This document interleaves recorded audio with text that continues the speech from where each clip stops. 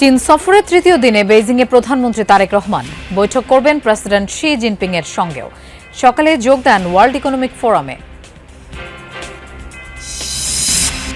বৃষ্টিতেই মিরপুরের কাজীপাড়া শেওড়াপাড়ায় জলাবদ্ধতা, কাজে আসছে না সিটি কর্পোরেশনের কোনো উদ্যোগ। সামান্য বৃষ্টিতেই পানি জমে যায়, আমাদের অনেক কষ্ট হয়, বাসায় যে আমাদের এটা ধুইতে হয়, আবার আমরা হাঁটতে পারি না। এখানে এই ভোগান্তি 12 বছর ধরে ঘুরছি, এখন পর্যন্ত কাজীপাড়ার অবস্থা ঠিক না।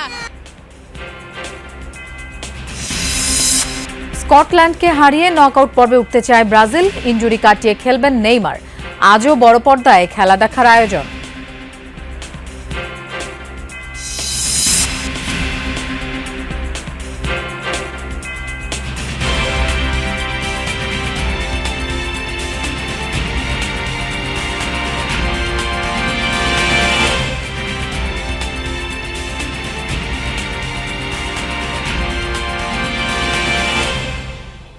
শুভেচ্ছা, আমন্ত্রণ যমুনা নিউজে।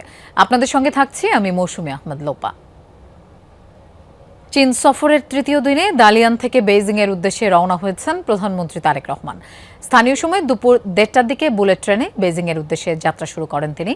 সফরসঙ্গী হিসেবে আছেন সহধর্মিণী ডাক্তার জুবায়দা রহমান। বেইজিংয়ে চীনের প্রেসিডেন্ট ও প্রধানমন্ত্রীর সাথে আলাদা বৈঠক করবেন তারেক রহমান। সেখানে 17টি সমঝোতা স্মারক ও চুক্তি সই হওয়ার কথা রয়েছে। আলোচনায় গুরুত্ব পাবে তিস্তা ও পদ্মা ব্যারেজ নির্মাণে চীনের অর্থায়ন ও দ্বিতীয় পদ্মা সেতু নির্মাণ। এর আগে স্থানীয় সময় সকালে দালিয়ান আন্তর্জাতিক সম্মেলন কেন্দ্রে ওয়ার্ল্ড ইকোনমিক ফোরাম আয়োজিত গ্রীষ্মকালীন দাভোস সম্মেলনের প্ল্যানারি সেশনে যোগ দেন তারেক রহমান। সেশনে বাংলাদেশ ছাড়াও চীন, দক্ষিণ কোরিয়া, কাজাখস্তান, মঙ্গোলিয়া, মন্টিনিগ্রো ও গিনির প্রধানমন্ত্রী অংশ নেন। সাইডলাইনে বিভিন্ন দেশের সরকার প্রধানদের সঙ্গে স্বার্থ সংশ্লিষ্ট বিষয়ে মত বিনিময় করেন তিনি। গ্রীষ্মকালীন দাভোস সম্মেলনে 90টির বেশি দেশ ও অঞ্চল থেকে রাজনীতিবিদ, ব্যবসায়ী, শিক্ষাবিদ ও গণমাধ্যমের 1700-র বেশি প্রতিনিধি অংশ নেন। সরকারের পক্ষ থেকে বলা হয়, এই সম্মেলনে প্রধানমন্ত্রীর অংশগ্রহণের ফলে বাংলাদেশের জন্য নতুন বিনিয়োগ ও কর্মসংস্থানের সুযোগ বাড়বে।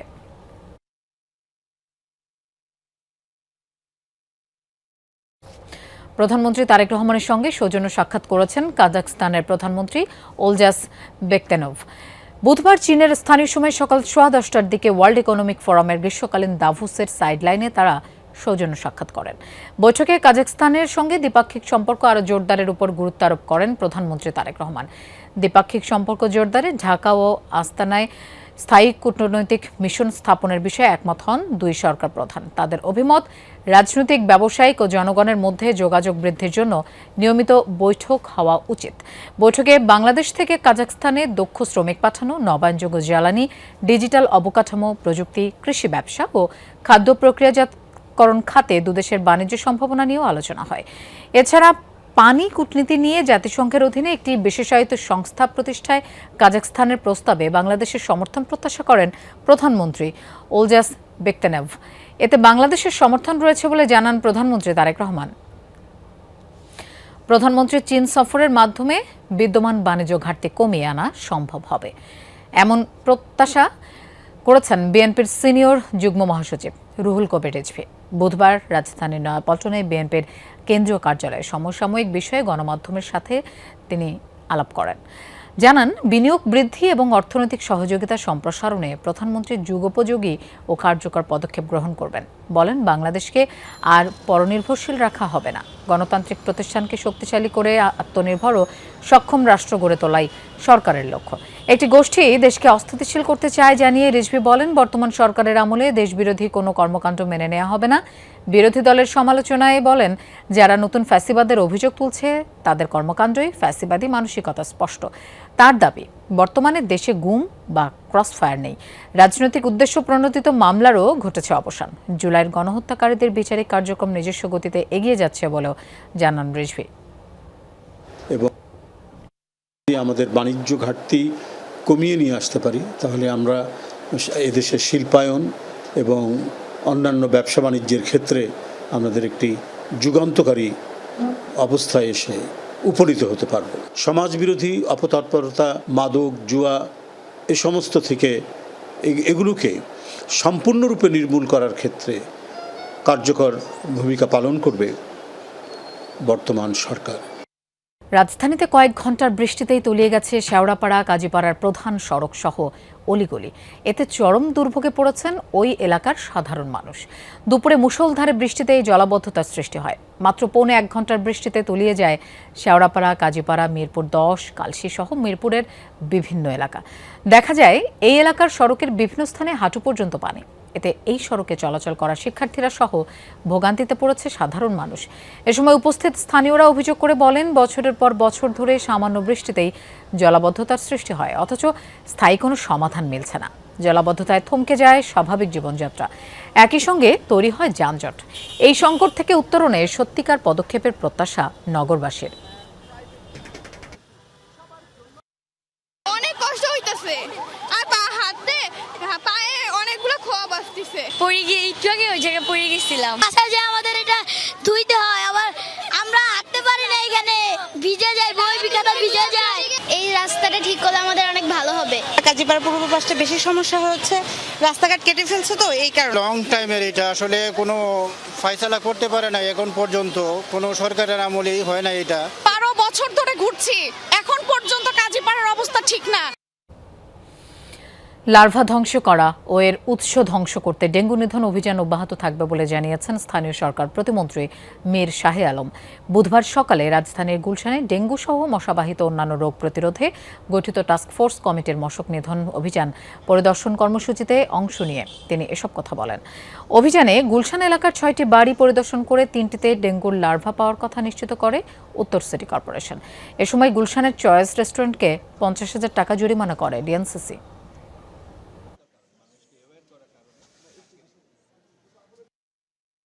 এডিস মশার উৎপত্তি স্থল, লার্ভাগুলি কিভাবে যাতে ধ্বংস করা যায় এবং লার্ভাগুলি যাতে উৎপত্তি না হতে পারে, এই বিষয়গুলো নিয়ে আমাদের বিস্তারিত আলোচনা হয়েছে।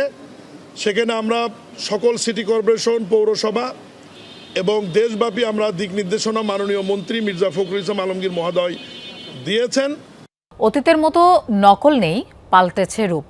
তাই যেসব শিক্ষা প্রতিষ্ঠানে নকল পাওয়া যাবে সেখানকার প্রধানকেই দায় নিতে হবে, এই হুঁশিয়ারি দিয়েছেন শিক্ষামন্ত্রী ডক্টর আনম এহসানুল হক মিলন। সকালে আজিমপুরে শিক্ষা বোর্ডের সচিবদের সঙ্গে মত বিনিময় করেন তিনি। সেখানেই জানান, মাদ্রাসায় শিক্ষার্থী নির্যাতনের অভিযোগ পাওয়া গেলে কঠোর ব্যবস্থা নেবে সরকার। এ সময় শিক্ষা প্রতিষ্ঠানেই ইনহাউস কোচিং গ্রহণের ব্যাপারে জোর দেন শিক্ষামন্ত্রী। আসন্ন এইচএসসি ও সমমান পরীক্ষা উপলক্ষে ঢাকা, ময়মনসিংহ মাদ্রাসা ও কারিগরি শিক্ষা বোর্ডের সচিবদের সাথে ছিল শিক্ষামন্ত্রীর মতবিনিময় সভা, যা সকালে অনুষ্ঠিত হয় রাজধানীর আজিমপুর গার্লস স্কুল অ্যান্ড কলেজে। সাইবার আইন পরিবর্তন হচ্ছে, সাইবার অ্যাক্ট পরিবর্তন হচ্ছে। শিক্ষামন্ত্রী বলেন, অতীতের মতো আর নকল নেই, পাল্টেছে রূপ। সেজন্য পুরানো পরীক্ষা আইনে আনা হয়েছে পরিবর্তন। হুঁশিয়ার করেন, এইচএসসি পরীক্ষায় কোনো শিক্ষার্থীর কাছে নকল পাওয়া গেলে কঠোর পদক্ষেপ নেওয়া হবে। একজন এসএসসি পরীক্ষার্থী, তার বয়স 16 বছর, আমরা সেই নকল পাওয়াটাকে ওই জুবিনিয়াল একজন আন্ডার এজকে আমরা পানিশমেন্ট দিতে পারি না, ইটস নট প্রপার। আমরা তাকে প্রভিশনে পাঠাতে পারি, কিন্তু নকলটা ওই প্রতিষ্ঠানে পাওয়া গেল, প্রতিষ্ঠান প্রধান ইজ দ্য রেসপন্সিবল, তাকে আইনের আওতায় আনা হবে। প্রিটেস্ট ও টেস্ট পরীক্ষার পাশাপাশি শিক্ষার্থীদের জন্য বাড়তি ব্যবস্থা রাখার উপরও করেন গুরুত্বারোপ। এই জন্যে এসএসসি কোর্স কভার, তারপর প্রিটেস্ট, টেস্ট এবং ইনহাউস কোচিং, প্রত্যেকটি স্কুলে শিক্ষার্থীদেরকে ইনহাউস কোচিং করতেই হবে। এই ব্যাপারে আমি শিক্ষকদের অনুরোধ করব, আপনার লোকাল গভর্নিং বডির সাথে আলাপ করে শিক্ষকদের কিছুটা রিমিউনারেশন দেবেন, দিয়ে আপনাদের এটা করতে হবে। এ সময় এক প্রশ্নের জবাবে শিক্ষামন্ত্রী বলেন, মাদ্রাসায় শিক্ষার্থী নির্যাতনের অভিযোগ পাওয়া গেলে সরকার ব্যবস্থা নেবে। আপনার গ্রামেও গিয়ে দেখবেন, ওখানে খুদে ক্যামেরাম্যান রয়েছে মোবাইল নিয়ে, যদি এগুলি ধরা পড়ে এগুলি কিন্তু পানিশমেন্টের আওতায় আনা হবে এবং সেই ব্যবস্থা আমরা করেছি। শিক্ষক, ছাত্র, ছাত্র হচ্ছে আপনার সন্তান, প্লিজ এভাবে চলতে হবে। শিক্ষা জীবনের সময় কমাতে পরীক্ষাসূচি পরিবর্তনে সরকার কাজ করছে বলেও জানান শিক্ষামন্ত্রী। শিক্ষা মন্ত্রণালয়ের দায়িত্ব রয়েছে এই সময়টাকে সিনক্রোনাইজ করা। তানভীর মৌসুম, যমুনা নিউজ, ঢাকা। রাজধানীর শ্যামলীর বেবি কেয়ার হাসপাতালে 4 মাস বয়সী এক শিশুর মৃত্যুকে কেন্দ্র করে হাসপাতাল কর্তৃপক্ষের বিরুদ্ধে দায়িত্বে অবহেলার অভিযোগ উঠেছে। স্বজনদের দাবি, অক্সিজেন সিলিন্ডারে লিকেজের কারণে মৃত্যু হয়েছে শিশু ফারিসের। এ ঘটনায় হাসপাতাল জুড়ে উত্তেজনা ছড়িয়ে পড়ে। তবে অভিযোগ অস্বীকার করেছে হাসপাতাল কর্তৃপক্ষ। স্বজনদের অভিযোগ, চিকিৎসাধীন অবস্থায় অক্সিজেন সিলিন্ডারে লিকেজ হলেও দ্রুত ব্যবস্থা নেয়নি হাসপাতাল কর্তৃপক্ষ। এতে শিশুটির মৃত্যু হয়। তবে কর্তব্যরত চিকিৎসকের দাবি, অক্সিজেন লিকেজের সঙ্গে মৃত্যুর কোনো সম্পর্ক নেই। শিশুটি আগে থেকেই গুরুতর অসুস্থ ছিল। ঘটনার পর উত্তেজনা ছড়িয়ে পড়লে হাসপাতালের অন্যান্য রোগীদেরকে দ্রুত অন্য হাসপাতালে স্থানান্তর করা হয়। চলতি সপ্তাহের মধ্যে ইসলামী ব্যাংক পরিচালনা পর্ষদ গঠন করা না হলে আগামী রোববার ঢাকায় বিক্ষোভ মিছিল কর্মসূচির ঘোষণা দিয়েছেন আন্দোলনকারীরা। সারা দেশের গ্রাহকদের ঢাকায় এনে মহাসমাবেশের হুঁশিয়ারিও দিয়েছেন তারা। মূল মালিকদের কাছে মালিকানা ফেরত দেওয়ার দাবিতে ইসলামী ব্যাংক সচেতন গ্রাহক ফোরামের ব্যানারে সংবাদ সম্মেলন করেন আন্দোলনকারীরা।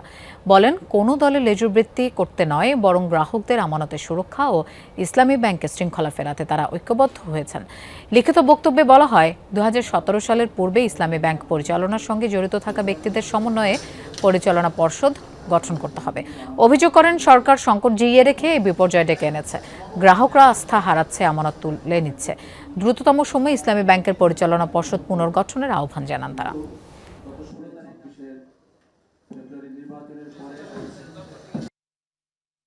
সচেতন গ্রাহক ফোরাম কোনো রাজনৈতিক দলের লেজুর ভিত্তিক সংগঠন নয়। আমরা শুধুমাত্র গ্রাহকদের আমানতের সুরক্ষা, ইসলামী ব্যাংকের শৃঙ্খলা প্রতিষ্ঠার জন্য ঐক্যবদ্ধ হয়েছে।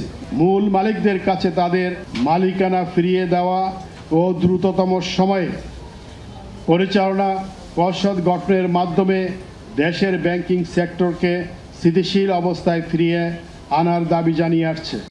জামায়াত সমর্থিত 18 আইন কর্মকর্তাদের পদত্যাগ ও বক্তব্য রাজনৈতিক স্ট্যান্ডবাজি বলে দাবি করেছেন বিএনপির আইন বিষয়ক সম্পাদক ব্যারিস্টার বদরুদ্দোজা বাদল।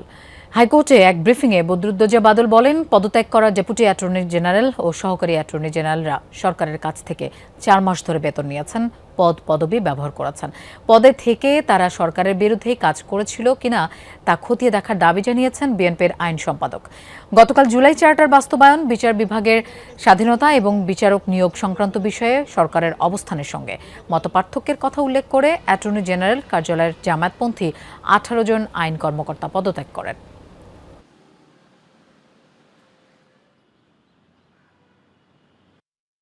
এই সরকারের অধীনে আইন কর্মকর্তা হিসেবে 4 মাস কাজ করেছে। গতকাল ওনারা 4 মাস পরে ওনাদের মনে হলো যে এখন তো আসলে পদত্যাগ করা দরকার। তো এই জন্য ওনারা রাজনৈতিক কিছু বিষয় নিয়ে এসেছে, যেটা খুবই অনাকাঙ্ক্ষিত। আমার কথা হচ্ছে, ওনাদের এই বক্তব্যটা টোটালি পলিটিক্যাল স্ট্যান্ডবাজি, রাজনৈতিকভাবে প্রভাবিত, যেটা আমরা প্রত্যাশা করিনি তাদের কাছ থেকে। দেশের তৃণমূল পর্যায়ের সামাজিক ও জলবায়ু পরিবর্তন সহ নানা ইস্যুতে কাজ করা সংগঠনগুলোর সক্ষমতা বৃদ্ধি এবং জাতীয় পর্যায়ে তাদের অংশগ্রহণ নিশ্চিত করতে আয়োজন করা হয়েছে জাতীয় সিবিও সামিট। সকালে রাজধানীর কৃষিবিদ ইনস্টিটিউশনে আন্তর্জাতিক উন্নয়ন সংস্থা অক্সফাম ইন বাংলাদেশের আয়োজিত সম্মেলনে অংশ নেন বিভিন্ন এলাকার কমিউনিটি প্রতিনিধি, গবেষক ও নীতি নির্ধারকেরা। এতে প্রধান অতিথি হিসেবে অংশ নিয়ে পরিবেশ, বন ও জলবায়ু পরিবর্তন বিষয়ক বিশেষ সহকারী ডক্টর মোহাম্মদ সাইমুম পারভেজ বলেন, জলবায়ু নিয়ে সরকার পরিষ্কার কিছু বিষয়ে কাজ করছে। এরই মধ্যে জলবায়ু পরিবর্তন মোকাবেলায় সরকার 25 কোটি গাছ লাগানোর পাশাপাশি নদী ও খাল খননের মতো প্রকল্প হাতে নিয়েছে। তিনি বলেন, শুধুমাত্র সরকারের পদক্ষেপে জলবায়ু পরিবর্তন মোকাবেলা সম্ভব নয়, দেশের সব মানুষকে সম্মিলিত প্রয়াস ও সচেতন থাকলেই সফল হবে। পরিবেশ রক্ষায় সন্তানদের শিশু থেকেই সামাজিক ও প্রাতিষ্ঠানিকভাবে সুশিক্ষিত করার আহ্বান জানান। পৃথিবীর অন্যান্য দেশগুলোতে জলবায়ু নিয়ে যে চিন্তা ভাবনা, ক্যাপাবিলিটি রয়েছে, লোকাল নলেজ রয়েছে, এবং আমাদের যে প্রকৃতি ভিত্তিক যে বিভিন্ন কাজ করেন, তারা প্রত্যেকেই কিন্তু এই বিষয়গুলো নিয়ে কাজ করছে। গ্রুপ চ্যাম্পিয়ন হওয়ার মিশনে ভোরে স্কটল্যান্ডের মুখোমুখি হবে ব্রাজিল। দীর্ঘ অপেক্ষা শেষে এই ম্যাচ দিয়ে সেলেসাও জার্সিতে ফিরছেন নেইমার।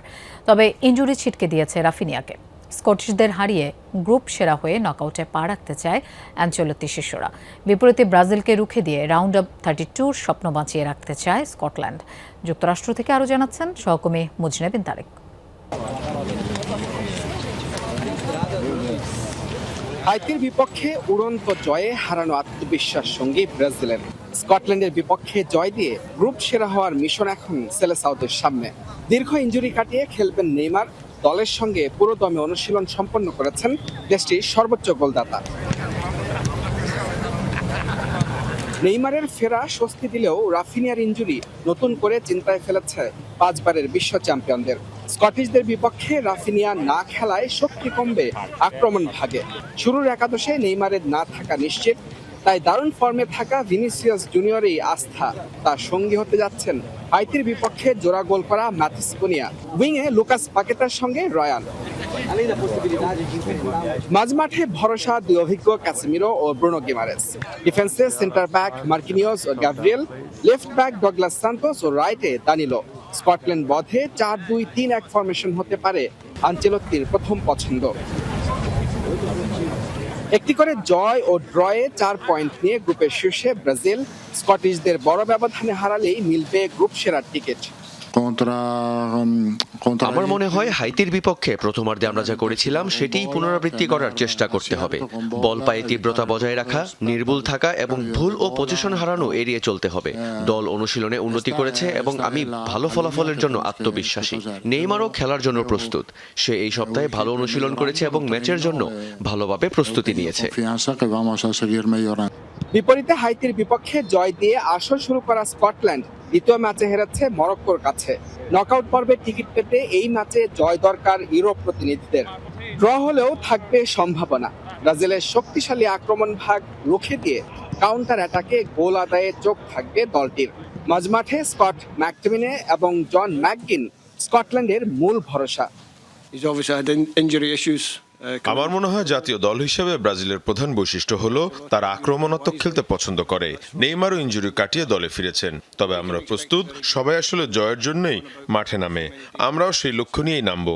1998 বিশ্বকাপে স্কটল্যান্ডকে 2-1 গোলে হারিয়েছিল ব্রাজিল। এরপর 2011 সালে ঘরের মাঠে স্কটিশদের বিপক্ষে 2-0 গোলে জয় ছিল সেলেসাওদের। নেইমারের প্রত্যাবর্তনের ম্যাচটি ব্রাজিল খেলবে মায়ামিতে, যেটি লিওনেল মেসির হোম শহর এখন। আর এই শহরের তাপমাত্রা স্কটল্যান্ডের বিপক্ষে ব্রাজিলকে দেবে দ্বাদশ প্লেয়ারের সুবিধা। তীব্র গরম অস্বস্তিতে ফেলতে পারে স্কটিশদের, যেখানে বাড়তি সুবিধা পাবে সেলেসাওরা। মুজ্জামিল তারেক, যমুনা স্পোর্টস, যুক্তরাষ্ট্র।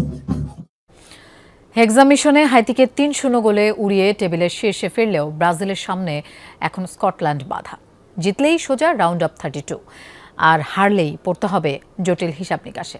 3-এ নেমে আসলেও নিভে যাচ্ছে না আশার প্রদীপ। হাইতির বিপক্ষে মরক্কো জিতে গেলেই সব গ্রুপ মিলিয়ে সেরা 8টি থার্ড প্লেস দলের একটি হয়ে নকআউটে যেতে পারবে ব্রাজিল।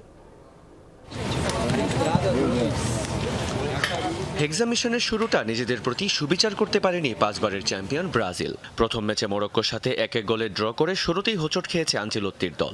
এরপর হাইতিকে 3-0 গোলে উড়িয়ে দিয়ে ফিরেছে চেনা ছন্দে।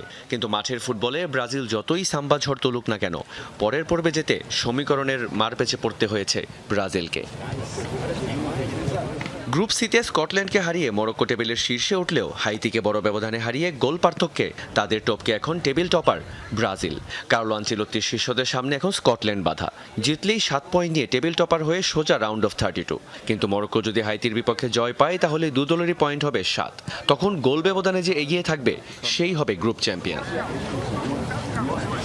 তবে স্কটল্যান্ড যদি ব্রাজিলকে হারিয়ে দেয় স্কটিশদের পয়েন্ট হবে 6, আর ব্রাজিল আটকে থাকবে 4 পয়েন্টে। তখন পুরোটাই নির্ভর করবে মরক্কো বনাম হাইতি ম্যাচের উপর। মরক্কো যদি হাইতিকে হারিয়ে দেয় তবে 7 পয়েন্ট নিয়ে মরক্কো আর স্কটল্যান্ড সরাসরি চলে যাবে পরের রাউন্ডে। ব্রাজিল নেমে যাবে 3 নম্বরে। 3 নম্বরে নামলেও নিভে যাচ্ছে না আশার প্রদীপ। সব গ্রুপ মিলিয়ে সেরা 8টি থার্ড প্লেস দলের একটি হয়ে নকআউটে যাওয়া লাইফলাইন তখনও থাকবে ব্রাজিলের হাতে। আর সেই লাইফলাইনের অক্সিজেন যোগাচ্ছে হাইতির বিপক্ষে পাওয়া 3-0 গোলের জয়টি। তবে ক্যালকুলেটরের এত যোগ বিয়োগের হিসাবে পড়তে চাইবে না ব্রাজিল। জয় দিয়েই পরের রাউন্ডে যেতে চাইবে বিশ্ব চ্যাম্পিয়নরা। রিয়ান রাফতি, যমুনা স্পোর্টস। দর্শক, এই ছিল যমুনা নিউজে। আর এতক্ষণ সাথে থাকার জন্য ধন্যবাদ সবাইকে।